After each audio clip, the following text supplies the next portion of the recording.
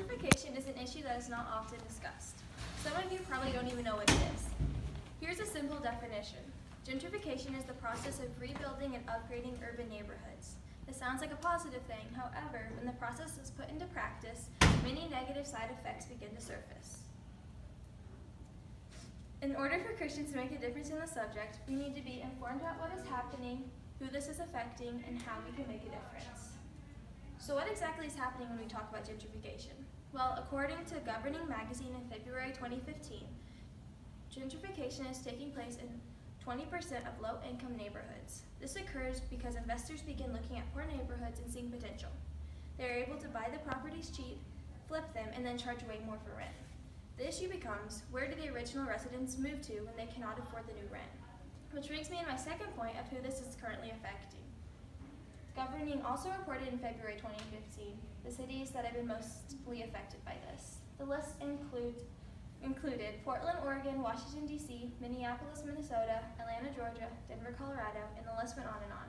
This phenomenon is impacting all of the people who live in low-income neighborhoods that are being gentrified in those cities. Business Insider published a photo essay on September 9, 2013 that showed examples of this occurring in East Harlem, New York. There, you can see the people that this is actually affecting. So now you understand what gentrification is doing, you can begin to understand how you can help.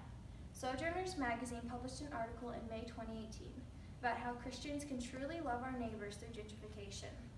The first thing we are called to do is to be our neighbor's keeper.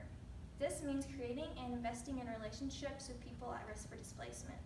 The article calls for intentional relationships and active listening. The next thing we are called to do is knowing how the cities we live in are planning to minimize displacement. Without a plan, the article says that middle-class and wealthier individuals are directly contributing to gentrification. The third and final thing that the article calls us to is to rethink the role of the church. We should begin to expect that churches help those being displaced and watch the ministry that grows through that. We as Christians need to be informed about what is occurring because of gentrification, who this is affecting, and how we can make a difference. Being aware of the things going on around us will improve our witness. We cannot help if we do not know, and we cannot know if we do not make an effort to learn.